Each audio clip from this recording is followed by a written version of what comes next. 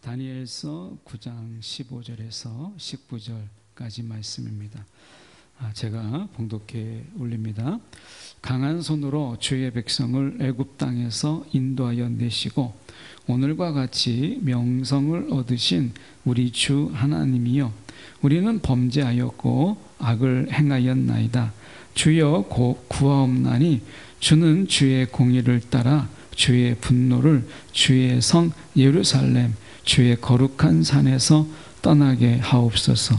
이는 우리의 죄와 우리의 조상들의 죄악으로 말미암아 예루살렘과 주의 백성이 사면에 있는 자들에게 수치를 당함이니이다. 그러하온즉 우리 하나님이여, 지금 주의 종의 기도와 간구를 들으시고 주를 위하여 주의 얼굴 빛을 주의 황폐한 성소에 비추시옵소서. 나의 하나님이여, 귀를 기울여 들으시며 눈을 떠서 우리의 황폐한 상황과 주의 이름으로 일컫는 성을 보옵소서. 우리가 주 앞에 간구하옵는 것은 우리의 공의를 의지하여 하는 것이 아니요 주의 큰 긍휼을 의지하여 함이니이다. 주여 들으소서. 주여 용서하소서. 주여 귀를 기울이시고 행하소서. 지체하지 마옵소서. 나의 하나님이여, 주 자신을 위하여 하시옵소서. 이는 주의 성과 주의 백성이 주의 이름으로 일컫는 바 됨이니이다. 아멘. 오늘 이 말씀 가지고 주님의 얼굴에서 바라는 광채, 주님의 얼굴에서 바라는 광채라는 제목으로 함께 말씀을 나누기를 원합니다. 저희가 다니엘서 9장을 계속해서 보고 있는데요, 오늘 특별히 이 주님의 얼굴이라고 하는 이 부분을 저희가 살펴보면서 우리가 이 다니엘의 기도를 통해서 우리가 하나님께 드리는 기도 하나를 저희가 배우기를 원합니다. 오늘 말씀에 들어가기 전에 제가 초등학교 5학년 때 그때는 이제 저희가 용산에 그 원효로라고 하는 곳에 살았었는데요, 집이 이렇게 다닥다닥 붙어 있었어요. 지금은 이렇게 집과 집을 지을 때 어느 정도 간격을 띄우게 되어 있잖아요. 그래서 화재 시에도 옆집으로 옮겨 붙지 않도록 이렇게 해서 이제 간격을 두는데, 그때는 담이 붙어 있죠. 그래서 저쪽에 안방이 이쪽에 담이 될 수도 있고, 그리고 안방과 안방이 붙어 있는 경우도 많이 있었죠. 그래서 그때는 벽과 벽이 붙어 있는 그런 촘촘한 집이었었어요. 그런 상황 속에서 초등학교 5학년 때 아마 저랑 같은 반 아이인데 옆집에 살았어요. 옆집에 살았는데 저도 씻기를 싫어했지만 그 친구도 별로 씻기를 이렇게 좋아하지 않았어요. 엄마가 이제 큰 통에다가 물을 받아가지고, 그때는 이제 따로 목욕탕이 없으니까, 그러니까 욕실 뭐 이런 개념이 없잖아요. 그러니까 큰 통에다가 이제 물을 담아가지고 뜨거운 물 좀 담아가지고 씻겠는데, 이 아이가 이제 밖에서도 다 들리게 막 씻기 싫다고 막 그러는 거예요. 그러니까 어머니가 막 그 엄마가 등짝을 막 때리니까 아프다고 도망을 나온 거예요. 근데 팬티도 벗고 다 빨가벗은 채 나온 거예요. 근데 그 엄마가 너무 화가 났는지 안에서 문을 잠궈버렸어요. 그 대문을 잠궈버린 거죠. 이 아이가 너무 당황스럽잖아요. 도망갈 수도 없고. 그래가지고 사람들은 그 앞에 지나가는데 이제 엉덩이 다 보이고 등짝 다 보이고 하는데 문을 두들기면서 엄마 문 열어달라고 한 10분 정도 실랑이를 했던 것 같아요. 저도 너무 개가 안 돼가지고 못 본 척을 하는데 사람들이 막 지나다니면서 키득키득 웃고 하니까 너무 안 됐더라고요. 나중에는 엄마가 문을 열어줬어요. 그러니까 이 아이가 얼마나 수치를 당했겠어요. 창피하죠. 그 초등학교 5학년 때, 지금은 사춘기도 빨리 오는데 그때는 좀 그래도 더디다고 하더라도 5학년이잖아요. 그러니까 이 아이가 막 얼굴도 빨개지고 막 너무 당황스러운 거예요. 하나님이 이스라엘 백성들이 분명히 잘못했기 때문에 하나님께서 그 예루살렘 성, 시온성을 하나님이 패하시고 무너뜨리잖아요. 느부갓네살을 통해서. 그래서 그것을 다 무너뜨리시고 그래서 폐허가 되게 하세요. 하나님의 시온, 그 예루살렘, 이것을 하나님이 다 무너뜨리고 그것으로 족하지 않고 그들을 바벨론 포로로 끌려가게 하셨어요. 그것도 70년이라는 시간 동안 그렇게 하셨어요. 그러면 우리가 생각해 볼 때 사람들이 뭐라고 하겠어요? 야, 하나님이 저렇게 자기 백성 하나 구하지 못하고 저 바벨론에 다 성까지 무너지고 그리고 포로가 돼서 다 끌려가게 하는구나, 이거잖아요. 그러니까 하나님이 어떻게 해요? 이스라엘의 하나님이 진노지만 이것을 통해서 치명적으로 수치를 당하는 것은 이스라엘도 아니고요, 하나님이세요. 하나님이 수치를 당하는 거예요. 에스겔서에 이런 하나님의 딜레마가 나옵니다. 하나님이 이스라엘 백성들에게 분명히 벌하셔야 되는데 그 대상이 이스라엘인 거예요. 이스라엘을 하나님께서 벌하셔야 되는데 하나님의 진노를 그에게 내리려고 하니까 사람들이 숙덕거리는 거예요. 야, 하나님, 그들의 하나님은 도대체 어떤 분이길래 자기 백성 하나 지키지 못하는가. 그래서 하나님이 이스라엘 백성을 진노하셔서 하나님의 공의를 행하셔야 되는데 사람들이 숙덕거림 때문에 하나님의 명성, 하나님의 그 명성이 훼손되는 거예요. 이 딜레마에 빠지게 되죠. 에스겔서에 이 딜레마가 나옵니다. 에스겔서 36장 32절의 말씀에 보면 이런 말씀이 있습니다. 주 여호와의 말씀이니라 내가 이렇게 행함은 너희를 위함이 아닌 줄을 너희가 알리라. 이스라엘 족속아 너희 행위로 말미암아 부끄러워하고 한탄할지어다. 이렇게 말씀하세요. 그러니까 딜레마가 있는 거예요. 하나님의 명성을 지킬 것이냐, 그래서 그냥 하나님이 못 본 채 할 것이냐, 아니면 하나님의 명성에 금이 가더라도 이스라엘 백성들에게 하나님이 수치를 주고 부끄러움을 줄 것이냐 라고 하는 것입니다. 그래서 오늘 하나님께서 이 딜레마 속에서 하나님이 무엇을 택하셨다고요? 이스라엘 백성들에게 하나님의 공의를 행하셨어요. 그들의 잘못을 하나님이 벌하셨어요. 하나님의 명성이 금이 가더라도 그렇게 한 것이에요. 이게 우리가 하나님, 우리가 믿는 하나님이다 라고 하는 것을 우리가 기억할 필요가 있어요. 자, 그런데 다니엘의 기도는 오늘 이런 가운데서 하나님이 자기의 명성에 금이 가더라도 하나님이 이스라엘 백성들에게 공의를 행하시고 하나님이 진노를 내리셨을 때 하나님이 이걸 각오하신 거잖아요. 그럴 때 다니엘은 무엇을 기도할 수 있는가 라고 하는 부분을 저희가 오늘 살펴보려고 하는데요. 15절의 말씀에 저희가 보면 강한 손으로 주의 백성을 애굽 땅에서 인도하여 내시고 오늘과 같이 명성을 얻으신 우리 주 하나님이요, 이렇게 되어 있습니다. 그러니까 애굽에서 이스라엘 백성, 노예된 이스라엘 백성들을 그들을 건져내셨다, 그들을 이끌어내셨다 라고 하는 것 때문에, 그리고 홍해 바다를 가르시고 그리고 그들을 광야 가운데 인도하신 이 하나님의 명성이 얼마나 대단한지 우리는 가나안 땅에 우리가 이 라합을 통해서 우리가 그걸 알게 되잖아요. 그래서 우리가 여리고 성을 정탐할 때 라합, 기생 라합이 어떻게 했어요? 하나님의 명성을 이야기했어요. 그 애굽에서 나오게 하시고 그 광야를 가르시고 하나님이 이곳까지 이르시고 분명히 너희가 애굽을, 이 여리고성을 하나님이 분명히 치시고 너에게 줄 것이다. 라합은 지금 한 사람의 대변인으로 이야기하는 거예요. 그 한 여인의 이야기가 아니라 하나님의 명성, 그 광야 가운데 그리고 가나안 땅에 이미 소문난 하나님의 명성을 기생 라합을 통해서 우리는 듣게 되잖아요.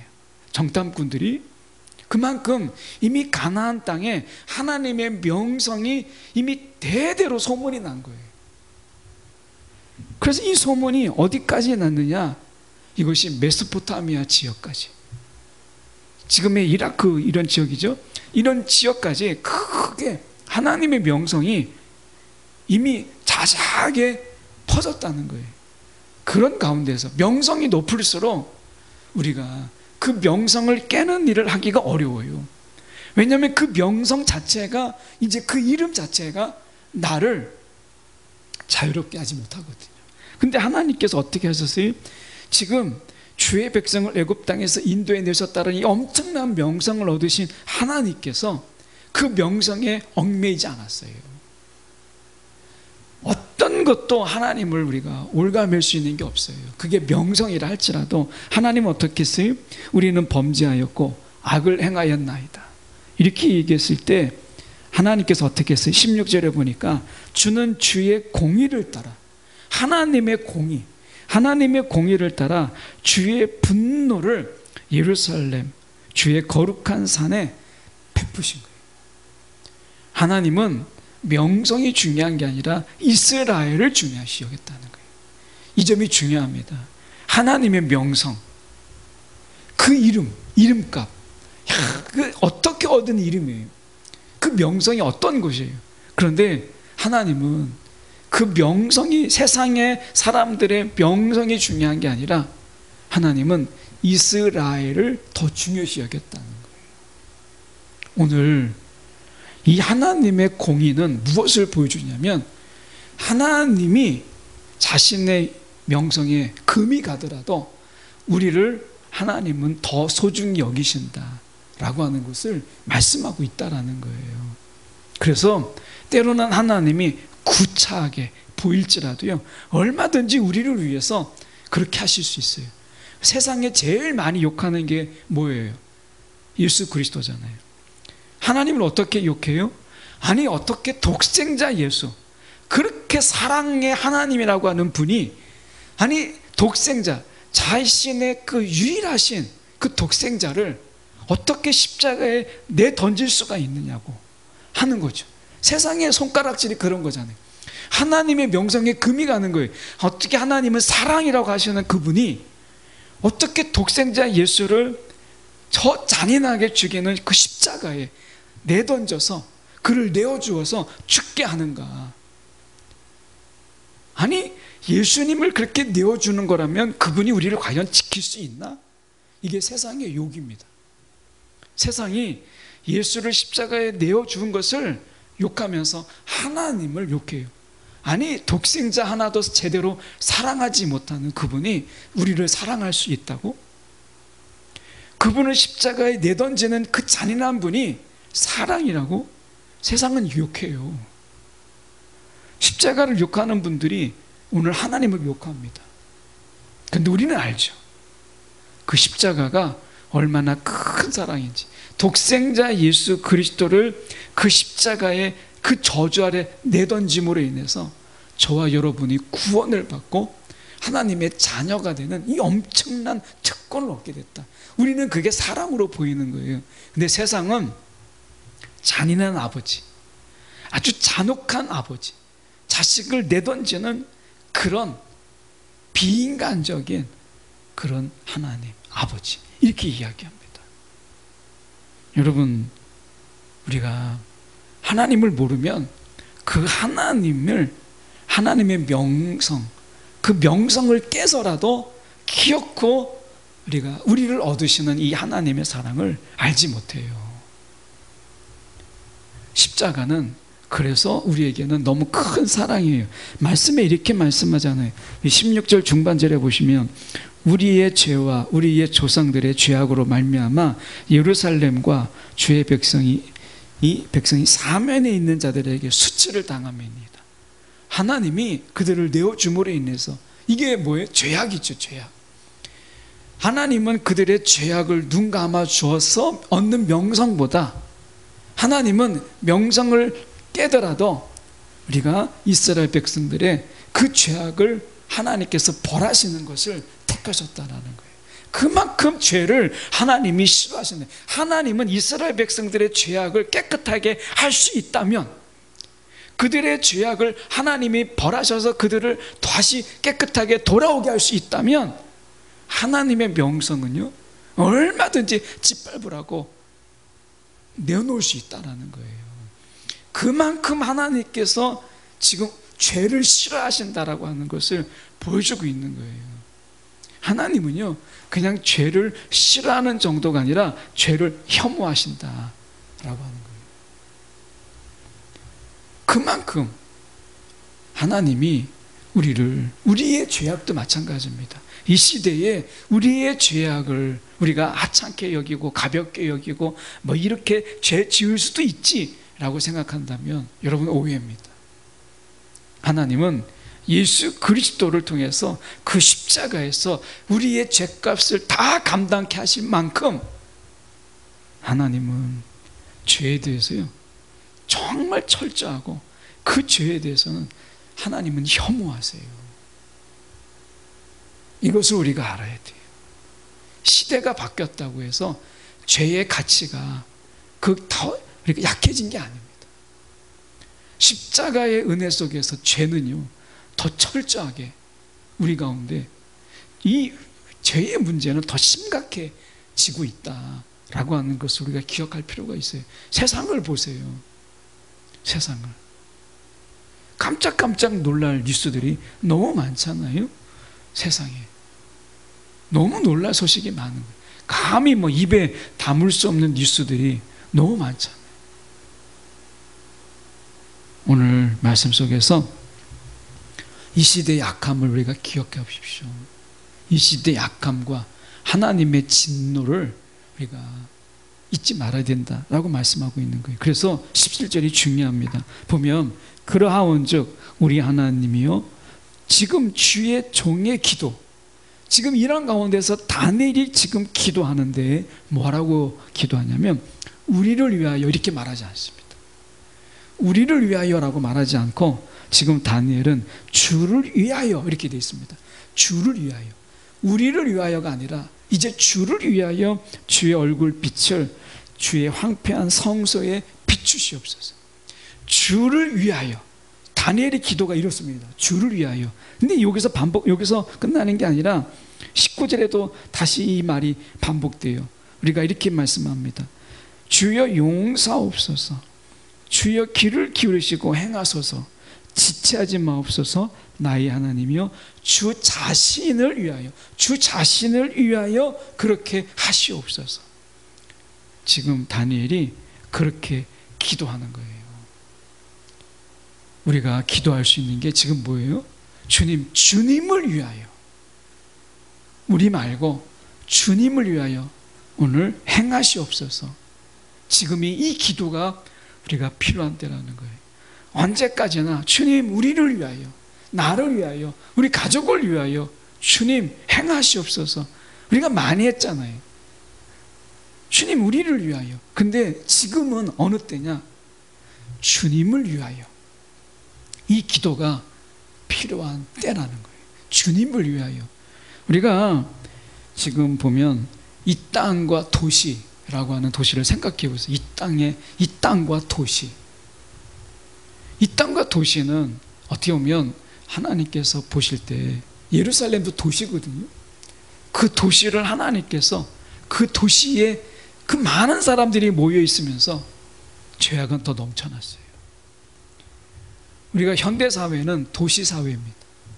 농촌보다 도시에 더 많은 사람들이 몰려있는 그런 시대예요. 그런데 세상은 도시화가 될수록 점점 더 많은 죄의 유혹에 빠졌어요. 그러니까 어떻게 보면 이 땅과 이 도시, 어떻게 보면 이 노원이라는 것도 우리가 제가 처음에 이 노원에 왔을 때 63만 명인데 지금 노원구청에서 발표하는 걸 보면 한 54만 명, 한 9만 5천 명에서 우리가 9만 명 정도가 빠져나간 거죠. 그래서 실제로 우리가 인구가 줄었어요.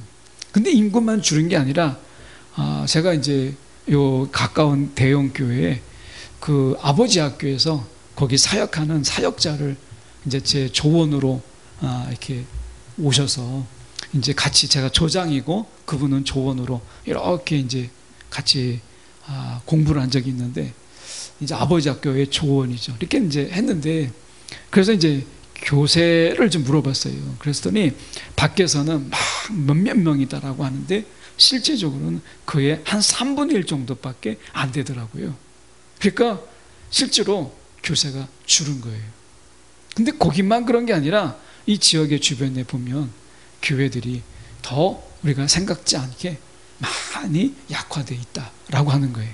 물론 그렇지 않은 교회도 있겠죠. 근데 제가 몇몇 큰 교회들을 이렇게 얘기 들어보면 약화되어 있는 교회들이 분명히 있더라고요.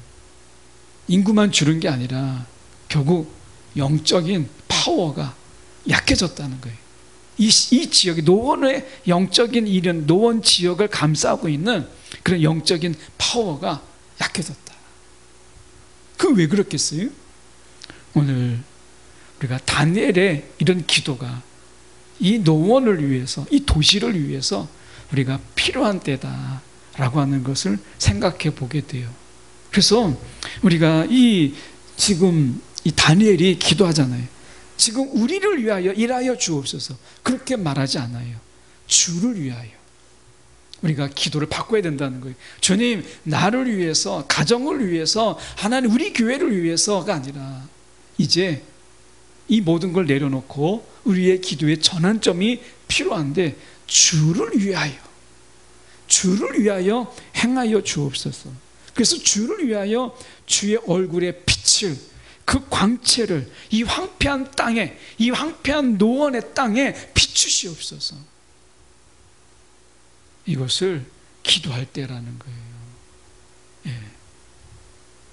그전에는 이렇게 노원 지역에 연합회 모임도 하면 많은 이 성도들이 모여서 어쨌든 으쌰으쌰하고 막 기도도 하고 했는데 지금 연합 집회도 잘 안 되고요. 잘 모이기도 어렵고 그렇습니다. 그만큼 이 끈끈한 영적인 어떤 연대라든지 그리고 이 노원 지역의 영적인 파워가, 이 권능이 약해졌어요. 그래서 어떻게 보면 이 교회 연대보다도 각자 교회, 그냥 개교회주의로 많이 흘러가고 있는 부분들도 많이 있습니다. 어쩌면 우리가 다니엘이 지금 기도하고 있는 게 지금 어떤 기도예요? 이제 그 하나님의 명성을 다시 회복하십시오. 하나님의 진노를 통해서 70년 포로 생활을 한 것을 다 아는 그가 이제 하나님 주의 이름을 높일 때입니다. 이제 주님의 이름을 회복할 때입니다. 이렇게 외치잖아요. 우리의 기도가 하나님 우리 교회를 통해서, 하나님 이 지역을 통해서 주님 일하여 주옵소서. 주님을 위하여, 주님의 명성과 그리고 주님의 놀라우신 하나님의 그 사랑을 위하여서 일하여 주옵소서. 우리가 기도할 때라는 거예요. 그래서 주님의 얼굴 빛을 이 황폐한, 어떻게 보면 지금 약화된 이 땅에, 이 도시에, 이 지역에 하나님 비추어 주시옵소서. 기도가 필요한 것이죠. 미얀마에 저희가 4년 동안 우리가 갔던 그 땅 이름이 시온의 땅이라고 이름을 붙였어요. 그래서 그 마치 하나님의 임하신 땅처럼 그 이단과 그리고 불교와 그리고 어떻게 보면 그 속에서 자생적으로 이단이 있었는데 그 이단의 공동체 바로 옆에 저희가 이제 우리가 가서 선교 활동을 했는데 그 아이들을 모았고 거기에 한 헌신자가 자기의 이 거처를 교회로 내놓은, 교회로 기꺼이 사용하라고 했던 곳을 우리가 시온의 땅이라고 이름을 붙였습니다. 하나님이 임하시는 땅, 하나님을 위하여서 우리가 그곳에서 우리가 사역하고 하는 일들을 했어요. 여러분, 이제 우리를 위해서 열심히 뛸 때가 아니고 이제 주님을 위하여서 우리가 다시 한번 일어날 때가 되고 우리가 우리 주님을 위하여서 우리가 기도할 때라는 거예요. 그래서 말씀하잖아요. 지금 보면 우리가 18절에 이렇게 말씀합니다. 하반절에 보면 우리의 공의를 의지하는, 우리의 공로 뭐 이런 게 아닙니다. 주의 큰 긍휼을 의지하여 우리가 이렇게 기도합니다. 주님의 큰 긍휼. 우리가 기도할 것이, 우리가 기도할 존재도 못 되고 사실 주님 앞에서 우리가 너무 큰 죄악을 범했기 때문에 기도할 그런 군번도 아니고, 사실 우리가 하나님 앞에 이렇게 기도한다는 것도 면목 없지만 자신의 우리의 공로가 아니라, 공의가 아니라, 우리의 깨끗함이 아니라 그가 기도하는 것, 주님의 그 긍휼을, 큰 긍휼을 의지하여 기도한다고 합니다. 오늘 하나님께서 우리에게 긍휼을 베푸시잖아요. 그래서 우리 이 자리에 있는 거고, 우리는 기도하게 하시는 거예요. 오늘 우리에게 기도가 주님 자신을 위하여서 일하여 주옵소서. 우리의 기도가, 이 기도가 있기를 원해요. 그래서 다시 한번 이 땅에 하나님께서 식어져가는 이 땅의 그 영적인 파워가 오늘 주님께서 친히 주님을 위하여서 우리를 주님께서 일으켜 주셔서 이 열기로 저 북한의 땅에 이제 식어져 버린, 이미 그 다 지하로 숨어져 버린 그 땅에 주님의 광채가 그 속에도 비춰지게 되고, 우리가 어둠이, 그리고 우리 가운데 수치가 가득한 곳에 주님의 광채가 비춰야 되지 않겠어요? 오늘 다시 한번 우리가 기도하기를, 주님의 얼굴의 빛을 황폐한 우리의 심령 가운데, 오늘도 황폐한 우리의 이 처소 가운데, 황폐한 우리의 이 지역 가운데 다시 한번 주님의 광채를 비춰 주옵소서. 우리를 위해서가 아니라 주님을 위해서. 오늘 우리의 기도를 우리가 바꾸어서 주를 위하여 그렇게 하여 주옵소서 외칠 수 있는 우리의 기도가 되기를 소망합니다.